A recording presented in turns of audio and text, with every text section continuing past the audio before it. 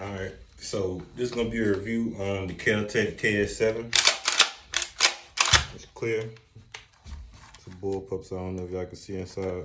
It's empty. So I had this for going on 2 years now. I haven't really put a lot of rounds through it, but this is my only shotgun.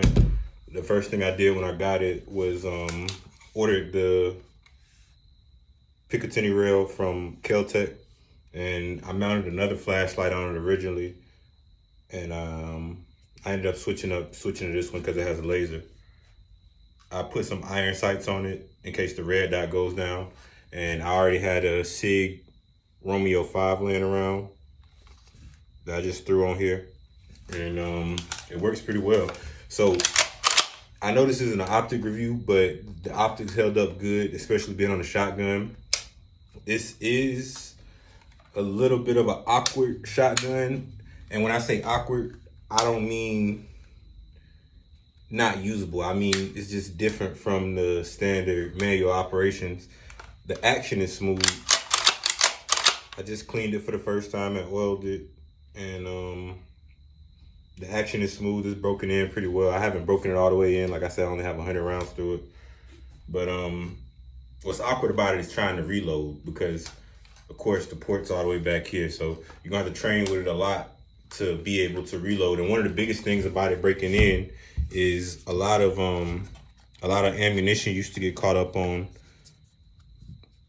this holder right here. I forget what that's called, but it used to get caught up on that. So for about the first 50 or so rounds, I had trouble loading it. And for probably the last 25 or 30, I haven't had any issues. So maybe it was a break-in thing, but that's definitely something to worry about. I've seen other people comment on it. It's a really light shotgun. So this is gonna be lighter than your Maverick 88 or your Mossberg 500 or whatever shotgun you have, and it holds 7 rounds. So it's gonna hold more capacity than Maverick 88, but it's a lot shorter and it's a lot lighter, and that's what originally appealed to it with me. I seen it in a pawn shop about 3 years ago, and I went to pick it up and I thought it was a toy, because it's literally just so light. You definitely won't think it's a shotgun that fires a full power 12 gauge. I think these take 3-inch shells. Yeah, it says it on the side. 3-inch shells. And I put like 2 3/4 shells in it. It doesn't take 7 3-inch shells. It only takes 6 of the 3-inch shells, but it'll take 7 of the 2 3/4 shells. Or of course you got the smaller shells, then I'll fit 8 in here for some lighter loads.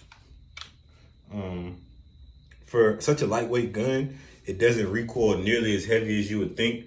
And I really enjoy it. I haven't shot it much just because I haven't been doing a lot of shotgun stuff, but y'all can see some videos with me like recoiling with it last year in Florida. I got a 90. I don't really feel like that's as much due to the gun as it is to the user, but it shows you that you can have some level of accuracy, at least with a shotgun, whatever you consider accurate with a shotgun, because we shooting buckshots. It's 9 pellets coming out. Speaking of, I use 9 pellet double-aught buckshot. I usually use flight control, but of course I have some other stuff laying around. Right now I have some flight control in the house, but I haven't been using it. I've been trying to try out some different stuff, like these Winchester rounds.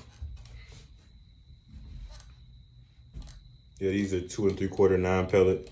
And I also have been trying like some of the stuff that I keep on my kit, like some cheaper ammo, easier to find. This is some more Winchester 2 3/4, just a different load. I forget what it's called. I think it's one of the PDX rounds. But that's another thing. When it comes to shotguns, I haven't modified this gun very much outside of the rail and the sighting system. But I do want to eventually add some shotgun cards onto here. So I don't consider myself a shotgunner. I just know how useful a shotgun is. This is my home defense weapon. I also do security, so in some environments, a shotgun is permissible, especially doing executive protection and stuff in close quarters, close protection. People usually like for you to have a shotgun, so I use this quite a bit. But by no means am I a professional or a designated shotgunner or anything like that. I just know it's useful to know how to use a tool like this. So yeah, I stage rounds in a couple different places on me. So this is my Minuteman belt, my first line defense. A review coming on it soon. But I usually stage some shotgun shells on the back of it, if you can see right there. And then this is my my Minuteman vest, and I usually try to keep them right over here on that. So if I do have it on and say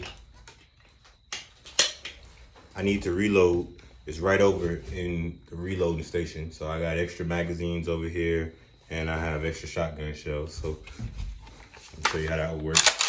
So say I'm shooting, get a shot off, bang, try again, bang, it's empty. It's pretty close to just go right here and then come in for the reload. So that's why I try to keep it on my vest if I'm gonna have the vest on, or from behind me. Same thing goes with these shells behind me. I just try to keep it in a place that will be easy for me to get to if I can have on a vest and all this extra stuff, because of course majority of the time you're not, but I feel like if you're gonna set yourself up to be at an advantage, then you might as well set yourself up to be at an advantage with all your weapon systems, not just your rifle or your pistol.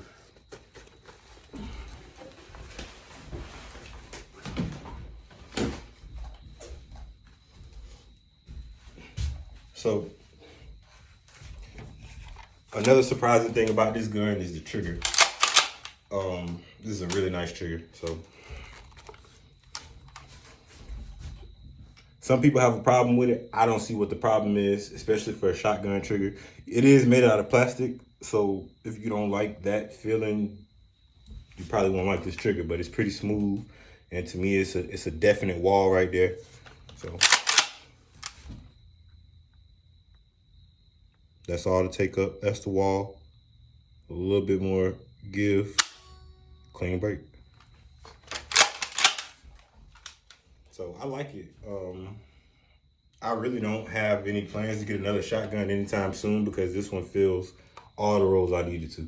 If I wanted to go hunting or something like that, then I would probably have to go and get something like a Maverick 88 or some of that sort, like for duck hunting. I don't know exactly how good this is. I don't shoot clays and stuff like that, so I don't know how this would work with tracking, but maybe we'll see. So I'm gonna have a shooting video coming up of it soon. I know y'all have already seen it probably in some shorts and stuff like that, but I thought it was time to give it a full length review.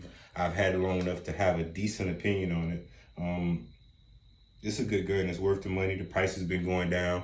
When I bought this one, it was $700, almost $800. Now you can find them for about $500 at like Academy or wherever they have you. I haven't mounted a sling to it. That's something else I want to do. But it's a fun gun. If you think about buying one, I say buy it, but know the setbacks. The setbacks are reloading. You're gonna have to train with this if you plan on using it seriously. You're gonna have to learn how to reload it, however it's comfortable for you.